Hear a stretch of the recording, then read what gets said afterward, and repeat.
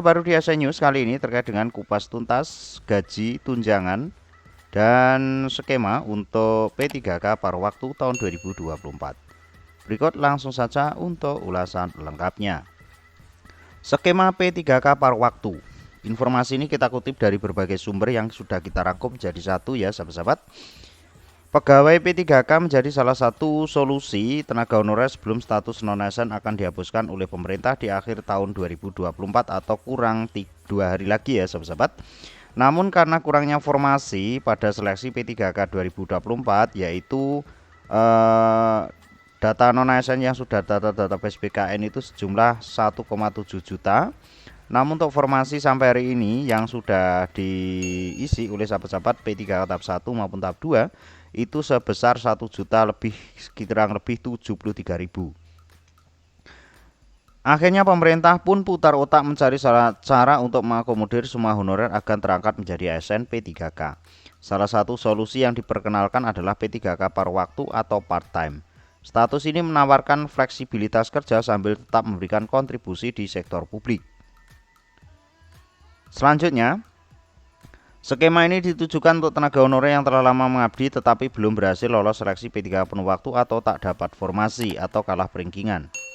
Dalam hal pelamar telah mengikuti seluruh tahapan seleksi P3K namun tidak dapat mengisi lowongan kebutuhan dapat dipertimbangkan untuk menjadi P3K paruh waktu sesuai dengan diktum ke-33.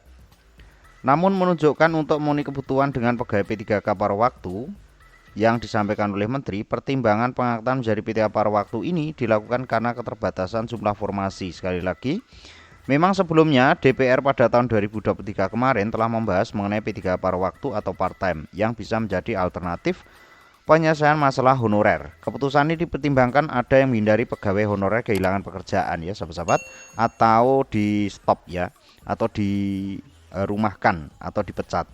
Langkah ini juga menjadi salah satu solusi pemerintah agar tidak menambah beban anggaran belanja pegawai. Lalu untuk jam kerja dan sebagainya, gaji bagaimana? Ini perlu digarisbawahi untuk perbedaan signifikan antara P3K paruh dan penuh waktu ya sahabat-sahabat. Yang pertama durasi jam kerja, kalau part time itu 4 jam, penuh waktu 8 jam. Untuk gaji, paruh waktu menerima gaji lebih rendah sesuai jam kerja yang lebih sedikit, sedangkan P3K penuh waktu sesuai dengan yang sudah bergulir sampai hari ini. Selanjutnya proses seleksi, P3K paruh waktu diangkat melalui skema pengusulan bagi pelamar yang tidak lolos seleksi formasi penuh waktu. Selanjutnya untuk P3K penuh waktu direkrut melalui seleksi resmi dan dinyatakan lolos atau yang sudah berhasil diumumkan beberapa ini ya sahabat-sahabat.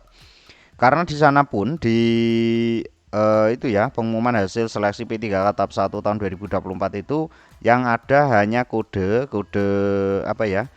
Itu loh sahabat-sahabat, prioritas yaitu R2, R3, R4 garis miring L, namun yang tidak ada garis miring L itu tidak ada tulisan TL ya sahabat-sahabat, hanya R3 saja.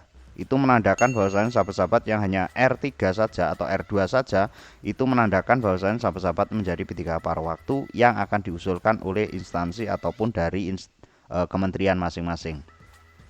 Selanjutnya mekanisme rekrutmen untuk P3K paruh waktu ditentukan melalui usulan ya, sekali lagi melalui usulan formasi. Kalau untuk P3K penuh waktu formal yang ketat atau sama sampai sekarang ya, yang dinyatakan kode prioritas garis miring lulus. Untuk gaji dan tunjangan P3K paruh waktu karena jam kerjaan seperti itu ya, contoh jika UMR di suatu daerah sekitar 2 juta, maka gaji untuk P3K paruh waktu sekitar 1,39 juta per bulan. Jadi untuk UMR ya 4 jam per hari atau setengah dari jam kerja penuh. Walaupun lebih kecil dibanding P3K penuh waktu, skema ini tetap memberikan dukungan finansial bagi pegawai yang terlibat. Jadi nanti gajinya berapa? Ini belum ada kepastian kaitannya gaji ya sahabat-sahabat, namun bocorannya karena 4 jam per hari itu paling enggak nanti sekitar 60% dari UMR daerah masing-masing. Walaupun lebih kecil dibanding P3K penuh waktu, skema ini tetap memberikan dukungan finansial.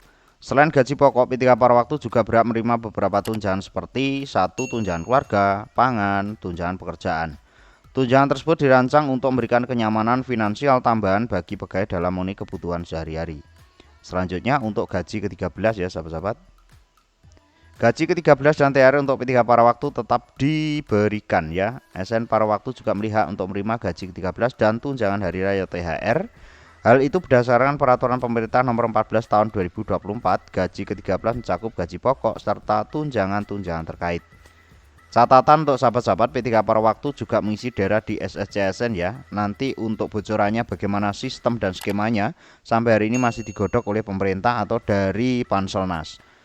Yang pasti nanti akan mengisi ya sahabat-sahabat, karena ada pengusulan NIP ya untuk P3K paruh waktu ini sesuai dengan peraturan Permenpan RB.